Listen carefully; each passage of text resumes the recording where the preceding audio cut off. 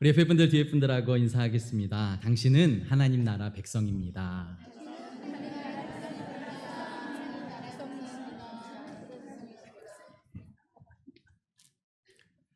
마태복음 13장에 7가지 비유를 통해서 하나님의 나라에 관해서 주님께서 우리에게 알려주십니다. 농부이신 하나님, 어부이신 하나님, 또한 씨를 심으시고 그 밭을 경작하셔서 우리를 부드러운 밭, 좋은 밭으로 만드시는 분이 바로 하나님. 그러니까 하나님의 나라는 다른 나라가 아니라 하나님이 주인 되신 나라가 하나님 나라입니다. 7가지 비유로 천국을 말씀하시고 오늘 14장을 통해서 저는 2가지 장소와 또한 2가지 잔치에 관해서 함께 나누려고 합니다. 14장 초반 읽지 않았지만 헤롯 그리고 그의 생일 잔치에 벌어지는 일, 왕궁 안에서 벌어지는 그 잔치와 예수님께서 빈들에서 아무것도 없는 자들과 함께 벌이시는 오병이어의 잔치. 여기에서 핵심은 장소가 왕궁이냐, 왕과 대신과 귀한 사람들이 있냐, 이것이 중요한 것이 아니라 그 잔치의 주인이 하나님이시면 그 잔치는 하나님 나라 잔치고, 아무리 대단하고 화려한 곳일지라도 그곳에 하나님이 계시지 않으면 그곳은 천국 잔치가 될 수 없다는 것을 우리는 다시 한번 마음에 새겨야 합니다. 읽지 않았지만 14장 1절 말씀 이렇게 시작합니다. 같이 읽어볼까요? 시작. 그때에 분봉왕 헤롯이 예수의 소문을 듣고. 아멘. 그때에 언제입니까? 그 예수 그리스도가 그 빈들에 나가서 잔치를 베푸실 때에, 또한 세례 요한이 죽음을 당할 때에, 헤롯 대왕이라는 왕이 유대를 다스렸습니다. 로마가 이 일대 전체를 지배하고 각 나라마다 분봉왕을 세워서 나라를 다스리게 했고, 헤롯 대왕이 유대 지역을 다스리다가 그 많은 자녀들이 그 유대 지역을 4조각으로 나누어서 4명의 분봉왕이 탄생하게 됩니다. 4명의 분봉왕이 유대 지역을 다스리게 되고, 그중 한 사람이 오늘 나오는 헤롯의 아들 헤롯 안티파스라는 왕입니다. 이 헤롯 왕의 생일 잔치가 벌어졌습니다. 6절도 한번 같이 읽어볼까요? 6절 시작. 마침 헤롯의 생일이 되어 헤로디아의 딸이 연석 가운데서 춤을 추어 헤롯을 기쁘게 하니. 아멘. 세상적으로는 왕의 잔치, 수많은 귀족과 왕족들이 모이는 잔치, 화려한 조명과 그리고 맛있는 음식들과 그리고 춤과 악기와 노래들이 웃음이 끊이지 않는 이곳이 천국이고 하나님 나라 같습니다. 그런데 결코 그곳은 천국이 될 수 없다라고 오늘 성경이 우리에게 비교해서 말씀해 주고 계신 것입니다. 화려한 무대와 화려한 잔치와 수많은 대단한 사람들이 모였는데요, 그곳에서 오늘 6절에 읽은 것처럼 헤로디아의 딸이 춤을 춥니다. 자기 아버지의 생일을 축하하기 위해서 춤을 추는데 그 아버지가 너무 기쁜 거예요. 술도 취했고 그리고 기쁨이 충만하고 자신감도 넘치니까 이 나라의 절반이라도 주겠다, 뭐든지 얘기만 해라 라고 말하는데, 이 딸이 엄마에게 가서 상의를 하고 와서 아버지에게 하는 말이, 세례 요한의 목을 잘라서 그 머리를 쟁반에 담아서 나에게 가져다 주십시오, 그것이 소원입니다 라는 소원을 이야기합니다. 멋진 잔치, 천국의 잔치 같은 그 세상의 잔치가 벌어졌는데 그곳은 사실 두려움과 공포와 죽음이 만연한 잔치였다는 거죠. 그로 인해서 세례 요한은 죽음을 당하고요. 그리고 후에 예수 그리스도의 소문을 헤롯이 듣는 거예요. 예수의 소문을 듣는데 세례 요한이 했던 것처럼 하나님의 나라를 선포하고 기적이 일어나고 세례를 베풀고 수많은 일들이 일어나니까 자신이 두려워하며 죽였던 그 세례 요한이 또 부활했구나, 또 살아났구나, 두려움에 처해 있는 세례 요한, 헤롯. 그리고 그 소식을 듣고 세례 요한의 시체를 장사 지내고 예수님께 보고하는 제자들. 그 왕궁의 잔치, 그곳에는 예수님이 계시지 않았습니다. 예수님은 한 번도 왕궁에 방문하거나 왕과 마주했던 적이 없습니다. 그런데 우리는 하나님의 나라 백성이라고 하면서 화려한 삶과 대단한 삶과 그리고 성공한 삶을 마치 왕궁의 삶이, 궁전의 삶이 천국인 것처럼 바라고 소망하며 살아가고 있지는 않은지 우리의 삶을 돌아보아야 합니다.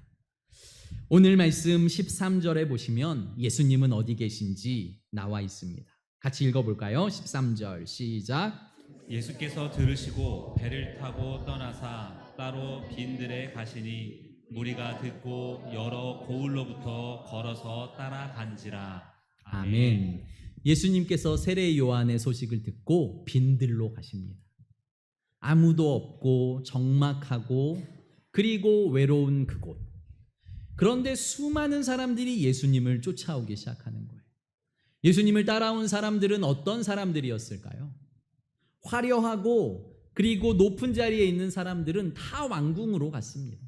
다 왕과 함께 잔치를 베풀고 있었을 것입니다. 그러나 힘없고 능력 없고 초대받지 못한 사람, 영육 가운데 병들고 그리고 부족한 사람들이 예수님 앞에 나와 예수님을 따르는 것이죠.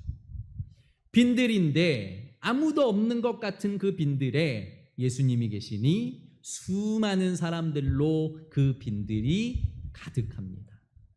그런데 예수님께서 무리를 보고 이렇게 말씀하세요. 14절도 같이 한번 읽겠습니다. 시작. 예수께서 나오사 큰 무리를 보시고 불쌍히 여기사 그 중에 있는 병자를 고쳐 주시니라. 아멘. 예수님은 무리를 보고 어떻게 하십니까? 불쌍히 여기십니다. 애통하는 마음을 가지시고요. 그리고 저들을 불쌍히 여기셔서 저들에게 말씀하시고 저들의 병을 고치시고 그리고 모든 이적을 행하시는 장소가 바로 빈들이었다는 것이죠.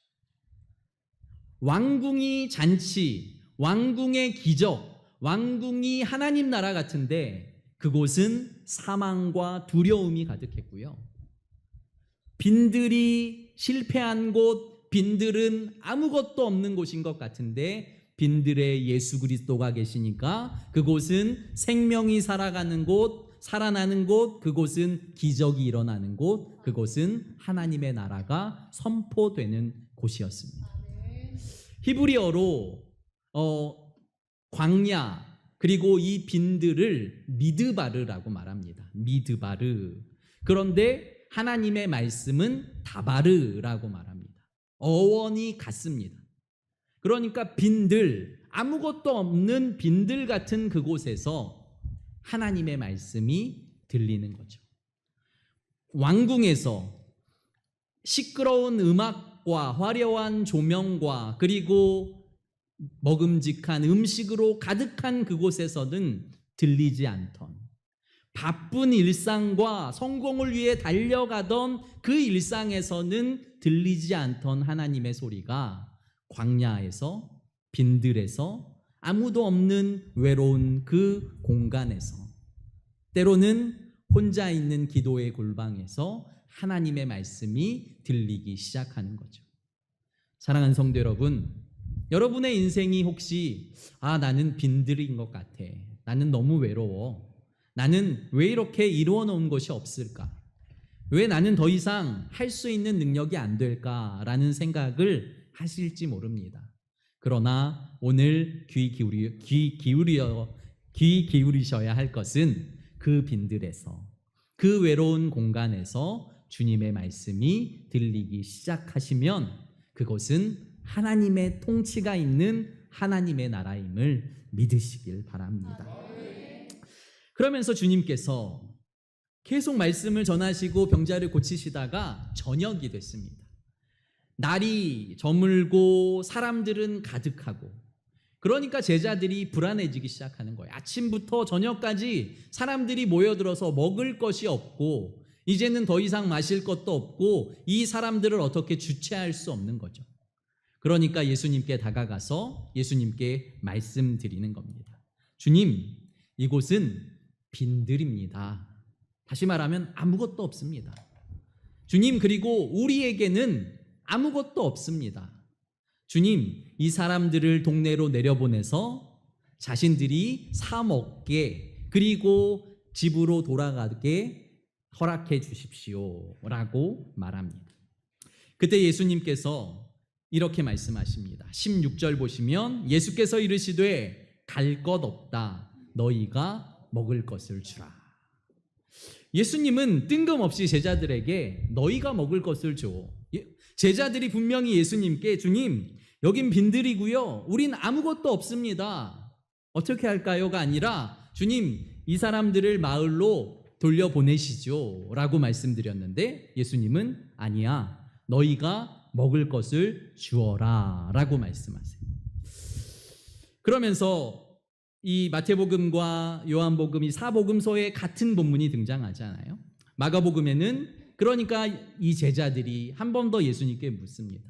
예수님, 200데나리온이라는 돈이 있을지라도 이자들을 먹일 수 없습니다. 부족합니다. 이건 말도 안 되는 일입니다. 우리는 할 수 없습니다 라고 말합니다. 그때 예수님께서 그러면 너희에게 무엇이 있는지 가서 찾아봐라 라고 말하는 거예요. 예수님께서 가서 찾아봐 라고 말씀하실 때에 제자들이 사람들에게 있는 것을 찾아보고 가지고 온 것이 바로 17절에 있는 말씀입니다. 같이 읽을까요? 시작. 제자들이 이르되 여기 우리에게 있는 것은 떡 5개와 물고기 2마리 뿐이니이다. 아멘. 떡 5개와 물고기 2마리 뿐이니이다. 이 도시락을 누가 가지고 왔습니까? 어린아이가 들고 왔습니다. 먼 거리를 어린아이가 들고 올 정도의 무게의 도시락이었다는 거죠. 지금 우리 정서로 말하면 어린아이가 먹을 만한 작은 주먹밥 5개, 그리고 그것에 반찬이 될 만한 짭짤한 아주 멸치보다 조금 큰 작은 생선 2마리, 이것이 반찬과 밥의 전부였다는 거죠. 다시 말하면 가장 작은 단위였다는 거예요. 이 어린아이가 한 끼 식사로 먹어 없앨 만큼 가장 작은 단위의 것밖에 없었다.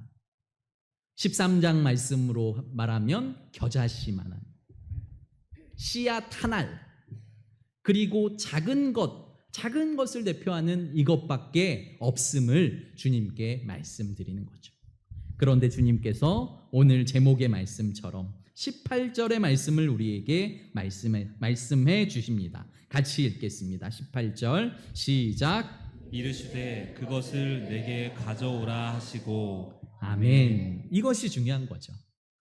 그 작은, 그 볼품없는, 남에게 내어주기도 사실 민망한 이 도시락이 누구의 손에 붙들리느냐가 너무너무 중요한 것이라는 거죠. 주님께서 그것을 내게 가져와라 라고 말씀할 때에 그 도시락을 가져다 드렸고, 우리가 아시다시피 5,000명이 먹고도 12바구니가 남을 만한 기적이 우리 안에 일어나게 된다는 것이죠. 사랑하는 성도 여러분, 이 작은 것 아마 5병이어 정도는 모두에게 있을 것입니다. 어느 누구도 한 끼 먹을 만한 양식은 우리 모두에게 가지고 있을 것이라는 거죠. 그런데 우리에게 가지고 있는 가장 연약한 것, 주님께서는 그것을 달라고 하십니다. 광야에서 40년간 만나와 메추라기로 60만 명, 아니 200만 명을 먹이실 만한 능력이 있으신 분이 지금 너의 손에 있는 오병이어를 내게 가지고 와라 라고 말씀하시는 거죠. 모세에게도 말씀하십니다. 네 손에 있는 게 뭐냐? 지팡이뿐입니다. 80세가 넘은 노인이 지팡이를 의지해서 다니는 그 지팡이. 주님, 저는 이 지팡이 하나밖에 없습니다 라고 말씀했는데 하나님은 그 모세의 지팡이를 사용하셔서 홍해를 가르시고 반석을 터뜨려서 샘물을 나게 하시고 놀라운 기적의 역사들을 이루어 가신다는 거죠. 다윗에게 묻는 거죠. 다윗, 골리앗 앞에 선 다윗. 다윗이 가지고 있는 것 무엇입니까? 돌멩이 5개. 물매 하나와 돌멩이 5개가 그가 가지고 있는 전부예요.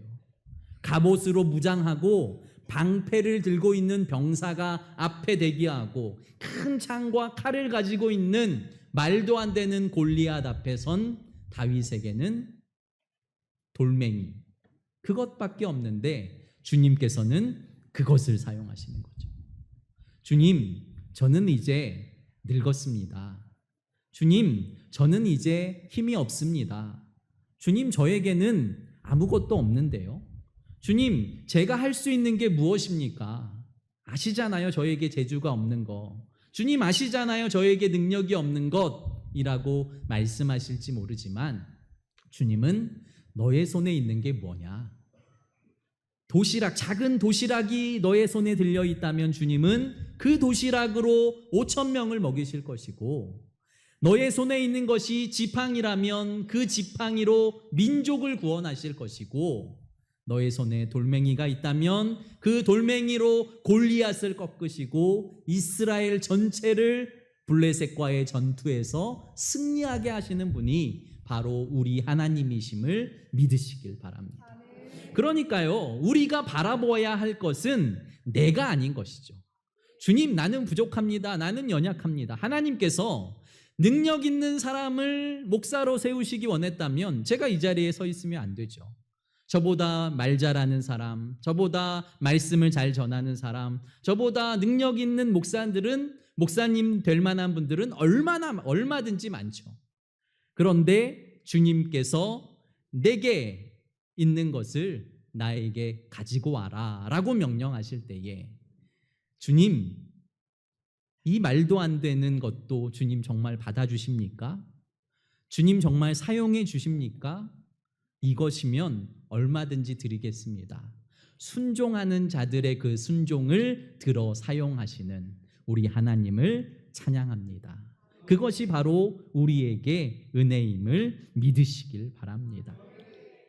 사랑하는 성도 여러분, 과부의 두렙돈이 얼마나 대단한 것이겠습니까?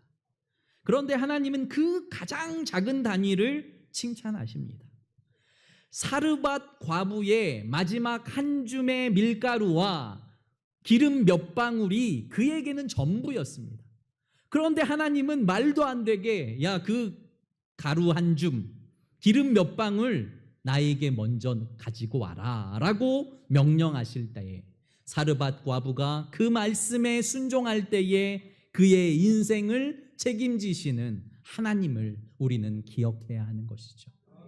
하나님, 우리 집 형편은 왜 이렇게 나아지지 않을까요? 우리의 자녀들은 왜 이렇게 하는 일마다 잘 되지 않을까요? 주님, 우리의 부부관계는 왜 이렇게 어려움이 있을까요? 우리의 고부관계는, 우리의 자녀와의 관계는 왜 이렇게 어려울까요? 주님, 왜 나는 날마다 이렇게 질병에 묶여 살까요? 나는 왜 이렇게 성공하지 못하고 날마다 이렇게 물질적으로 모든 면에서 부족하게 살까요? 라고 주님께 물으시는 것이 아니라 내게 있는 것을 가지고 주님 앞에 나아가 하나님의 나라를 바라보실 때에 하나님의 손에 붙들린 여러분의 작은 도시락이, 여러분의 작은 것들이 결국 여러분들의 삶을 아름답게 하고 복되게 한다는 것을 믿으시길 바랍니다. 그러므로 오늘 이 오병이어의 핵심은 야, 내가 작은 것 드리면 주님이 뻥튀기 해주셔. 5천 명이 먹을 정도로 나를 축복해 주셔. 이 말씀의 핵심이 아닙니다.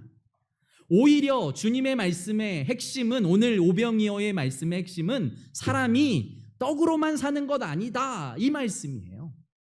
오히려 내가 오병이어, 이거 5천 명, 말도 안 되는 상황이지만 사람이 떡으로만 사는 것이 아니라 하나님의 말씀을 붙들고 하나님께 내어드리며 하나님께 순종할 때에 세상이 감당 못할 기적과 은혜의 역사들이 너의 삶에 일어날 거야.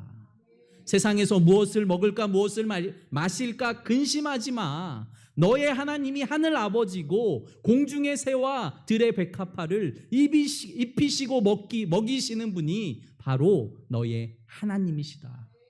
그러므로 너의 손에 있는 것 가지고 불만하는 것이 아니라 하늘을 봐 라고 말씀하시는 거죠. 19절 20절 말씀을 같이 한번 읽어볼까요?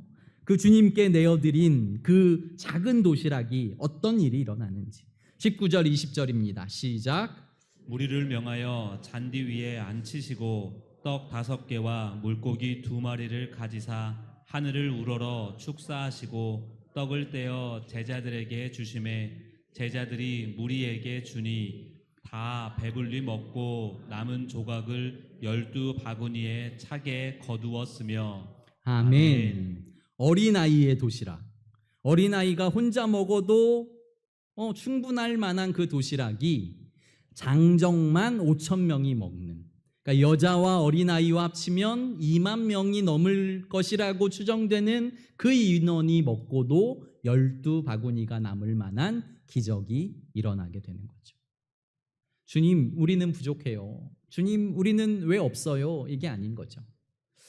주님은 우리의 인생이 이 오병이어, 누구에게 내놓기도 부끄러운 이 보리떡 5개와 물고기 2마리 같은 인생일지라도 우리의 인생이 주님의 손에 붙들리면, 우리의 삶이 주님 손에 붙들리면 어떤 일이 일어날지, 하나님의 말씀을 사모하고 그 말씀에 순종하는 인생에 하나님께서 어떤 일을 행하시는지 그 말씀에 주목하고 그 말씀대로 순종하기를 원하시는 주님의 음성을 들으시길 예수 그리스도의 이름으로 축복합니다. 빈들 하면 광야가 떠오르죠. 광야 하면 이스라엘 백성 40년 광야 생활이 떠오릅니다. 이스라엘 백성들의 40년 광야 생활의 목적은 무엇일까요? 가나안 땅으로 들어가는 일? 결코 아닙니다. 가나안 땅으로 들어갔는데 하나님이 주인이 아니에요. 그러면 그곳은 하나님의 땅이, 하나님의 나라가 아닙니다. 오히려 광야 40년 동안 해야 되는 일이 그 광야에서 하나님의 말씀을 듣는 거예요.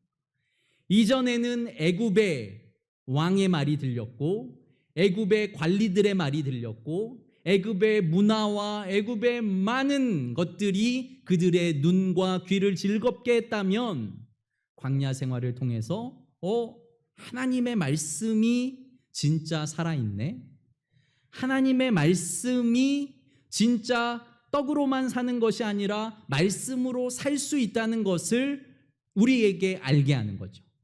말씀대로 했더니 만나를 주시고 메추라기를 주시고 물을 주시고 전쟁에서 승리하게 하시고 하나님의 되심을, 하나님의 하나님 되심을 보이시는 일들을 통해서 하나님의 나라는 하나님이 통치하시는 나라, 하나님의 말씀이 통하는 나라, 하나님께서 말씀하시는 대로 순종하면 놀라운, 세상이 할 수 없는, 세상이 감당할 수 없는 일들이 벌어지는 나라가 하나님의 나라구나, 그 나라의 백성들이 바로 하나님의 백성이구나 라는 것을 하나님께서는 이스라엘 백성들이 알길 원하셨습니다.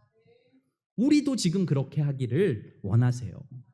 하나님이 복 주시면 나는 왕궁 같은 곳에서, 궁정 같은 곳에서 그 높은 자리에 올라가서 나는 살 거야 라고 생각할지 모르지만, 우리 주님은 늘 빈들, 늘 아무도 없는 산 꼭대기, 늘 아무도 없는 해변, 아무도 찾지 않는 그곳에서 기도하시고 또한 그의 사람들을 기다리고 계셨음을 사랑하는 성도 여러분들 믿으시길 바랍니다. 그러므로 우리는 은혜의 장소 빈들을 거부하면 안 돼요. 하나님, 왜 나에게 이 빈들과 같은 시간, 왜 이 외로운 시간, 왜 이 어려운 시간을 나에게 주세요? 아까 찬양팀이 찬양했던 것처럼 날이 저물어 가는데 빈들에서 헤매는 거죠. 갈 곳이 없고 그리고 인생의 목표가 없이 방황되는 그 시간이 사실은 하나님께서 일하실 시간이라고 말씀하는 거예요. 하나님께서 우리의 인생의 주인 되셔서 우리의 인생에 말씀하실 수 있는 공간이 광야라면 하나님, 나는 그 광야를 하나님의 나라라고 하나님의 공간이라고 나는 믿고 그 공간에 있겠습니다 라고 말씀하셔야 됩니다. 예수님께 보리떡 5개와 물고기 2마리로 충분했다면 예수 그리스도의 제자 그리고 그를 따르는 우리 성도라면 주님, 우리도 주님의 몸과 주님의 피면 충분합니다. 예수 그리스도 한 분이면 충분합니다. 나의 인생의 빈들일지라도 나의 인생의 고난일지라도 나의 인생의 아픔과 그리고 늙음이 그리고 나에게 고난이 나를 힘들게 할지라도 나는 주님과 함께 그곳에서 하나님의 말씀을 듣겠습니다. 결단하시는 성도 여러분들 되시기를 예수 그리스도의 이름으로 축복합니다. 주님께서 그 일을 위해 우리를 부르셨고요. 하나님의 나라가 하나님의 백성들은 진짜 이 세상에서 하나님의 말씀대로 살아갈 때에 하나님의 나라가 임하고 진짜 하나님의 나라가 사라집니다라는 것을 증명하는 사람들의 모임이 바로 교회가 되어야 합니다.